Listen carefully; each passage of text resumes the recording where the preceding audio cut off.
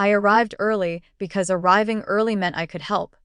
And helping, no one could accuse me of hovering. The house smelled like rosemary and something sweet burning at the edges. The tree leaned slightly to the left, as it had for years, propped by a wedge my brother promised to fix every December and never did. My mother kissed my cheek with a warmth that felt practiced. She handed me a towel and pointed at a stack of plates as if we'd been mid-conversation all along. I like kitchens during holidays. There's motion and purpose.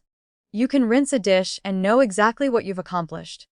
By the time everyone arrived, the air had thickened with voices. My brother took the seat at the head of the table without noticing he'd done it.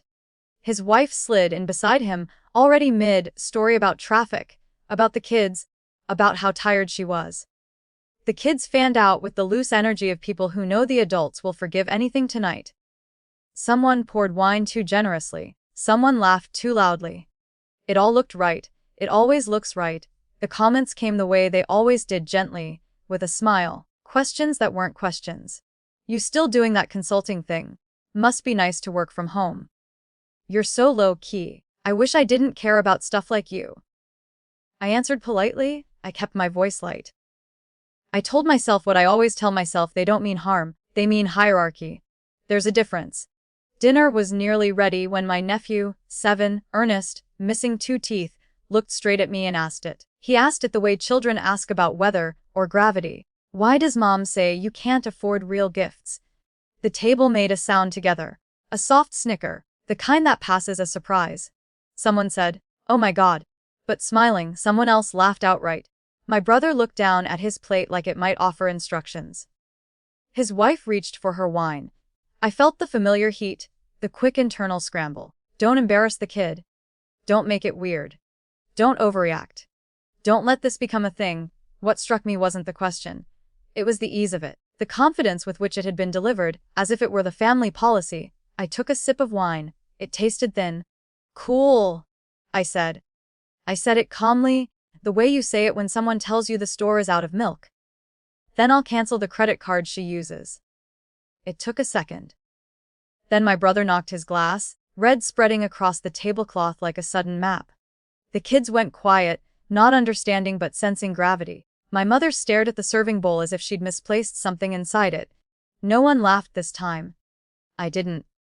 My brother started, then stopped. He looked at his wife. She looked at me, then away, then back again. The room had shifted into a different register, one where words mattered. I'm not mad, I said, because it was true. It just seems confusing to tell people I can't afford things while using my account. So, logistics. My voice sounded strange to me, steady, almost professional. As if I were explaining a billing error, my mother finally spoke. Let's not do this tonight. Not was it. Not a question. Not a correction. A request for quiet, weighted with habit. I nodded. I didn't repeat myself. I didn't need to. The thing I had said was already moving around the table, rearranging the air. Dinner continued. The food was good. Compliments were offered and received. Someone changed the subject to a show everyone pretended to have seen. The kids resumed eating, slower now. No one mentioned gifts again. I watched my brother carefully. The way he avoided my eyes. The way he measured his words. The way his wife's hand rested on his arm, not affectionate, but anchoring. I realized then how long this had been in place. How many small assumptions had been layered over time. How comfortable it had all become. After dessert, my mother pulled me aside near the sink. She kept her voice low. You didn't have to say it like that, she sighed. I said it plainly. I replied. She sighed. You know how they are. I nodded. I did know. That was the point. When it was time to leave, there were hugs. Polite, careful hugs. My nephew hugged my leg and asked if I liked his new sweater. I told him I did. I meant it.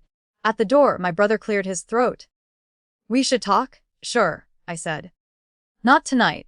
I didn't add that part, but he heard it anyway. Outside, the cold cut cleanly. I sat in my car for a moment before starting it, hands on the wheel, breath visible. I didn't feel victorious.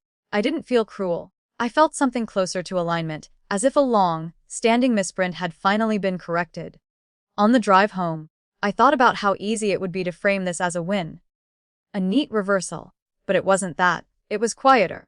It was the knowledge that the story they told about me could no longer coexist with the reality they depended on. Some things would change now. Some wouldn't. I would still be the odd one out in certain conversations.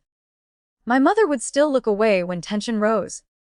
But there was a line now, visible and undeniable. I parked, turned off the engine, and sat in the dark a little longer. The holiday lights across the street blinked on and off, patient and indifferent. Tomorrow, I would follow through. Not angrily, just correctly. Dignity, doesn't arrive with applause. It arrives when you stop subsidizing the fiction.